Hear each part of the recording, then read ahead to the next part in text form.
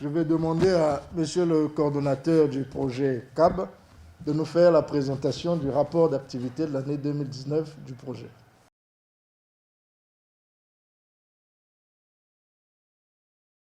Parce que, en réalité, le comité de pilotage se fait chaque fin d'année.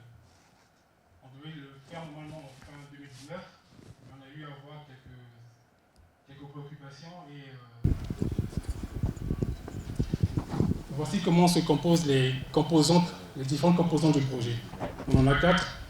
Il y a la composante A qui est infrastructure TIC, la composante B, applications et services TIC, la composante C, appui institutionnel et renforcement des capacités, la composante D, gestion de projet. La composante A abrite essentiellement tout ce qui est construction du réseau fibre optique, donc Congo RCA, Congo Cameroun, et également la construction du data center. La composante B est essentiellement sous financement État. Et vous remarquerez que dans la suite, que la composante D n'apparaît pas dans le budget 2020, parce que justement on n'a pas de financement du côté État. La composante D, c'est la gestion de projet, et la composante C, c'est l'appui institutionnel et renforcement de capacité.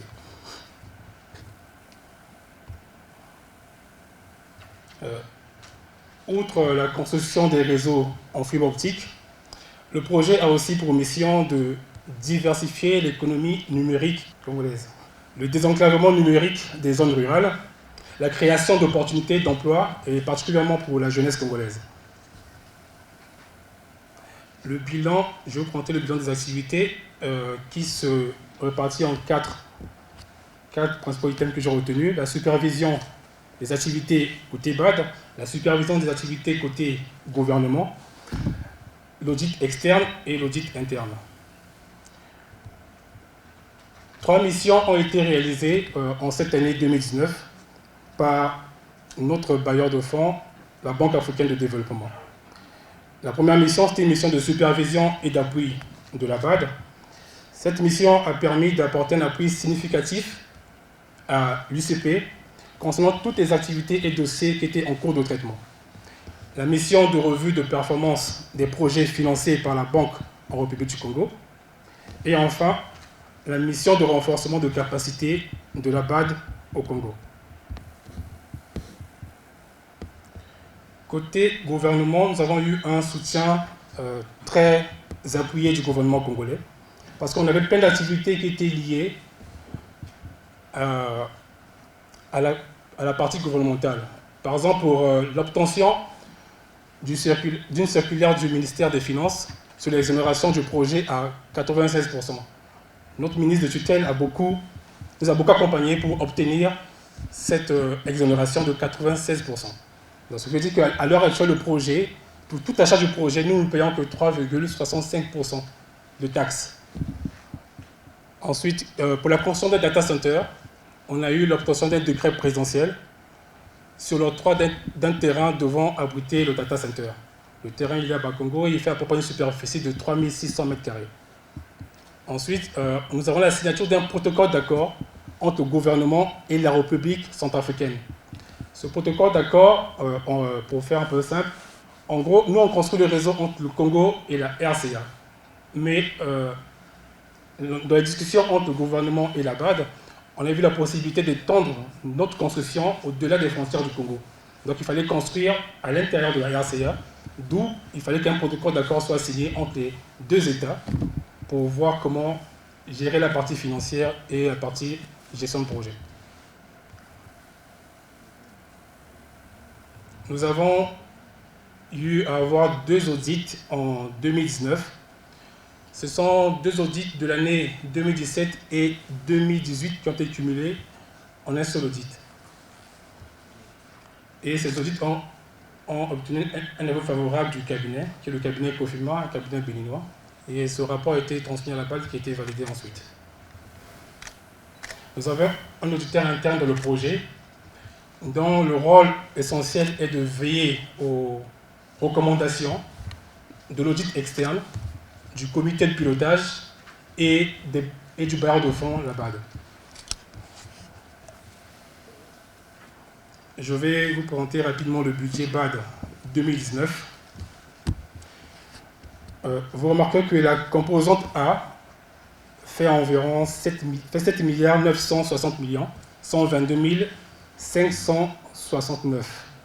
Ce chiffre élevé en fait, est dû au fait que la composante A, c'est la composante qui abrite la construction du réseau fibre optique, comme j'ai dit tantôt, mais également la construction du data center. La composante B est vierge, par manque de financement. La composante C est de 98 333 400. Et la composante G, la composante D, c'est la gestion de projet. Pour un total de 8 milliards 733 750 246. Pour l'année 2019, nous avons décaissé 2 milliards 174 375 954 francs CFA. Ce qui fait un taux de décaissement d'environ 24,89%. Au regard du taux de décaissement, cela donne l'impression que le projet n'a pas beaucoup travaillé. En gros, ces résultats sont, côté financier, ça paraît peu, mais côté passation de marché, on a eu à lancer beaucoup d'activités. Mais avec les contraintes que nous avons eues avec la BAD, d'où les avis de non-objection ont été remis quelquefois en retard, donc les paiements ont été repoussés pour l'année 2020.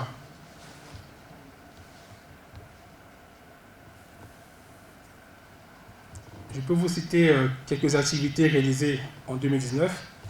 On a la signature des contrats de construction des réseaux fibre optique Congo-Cameroun et Congo-RCA. Construction réalisée par la société CCSI. Le début des travaux de l'Axe Cameroun. La signature du contrat avec l'équipementier Huawei. La signature du contrat d'assistance technique pour l'élaboration du plan directeur de développement des infrastructures haut débit. Le marché est exécuté par le cabinet IDOM. La signature du contrat avec le cabinet de contrôle des travaux fibre optique et le lancement de processus de recrutement des cabinets pour les différentes assistances techniques dans le SNID et l'IPOST. Le tableau ci-dessus que vous regardez en fait correspond à la page 21 du document que vous avez. Ce tableau en fait liste les activités qui ont été exécutées en 2019 et leur état d'avancement. Alors, je ne vais pas les détailler, vous avez le document avec vous, vous pouvez regarder.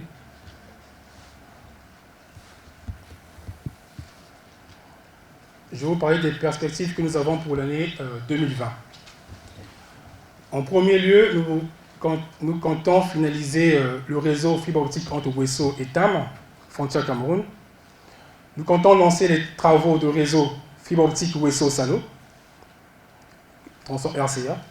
Le lancement des travaux de construction du data center, étude de faisabilité de mise en place d'un système national d'identité digitale, le SNID, élaboration du plan directeur de développement des infrastructures haut débit.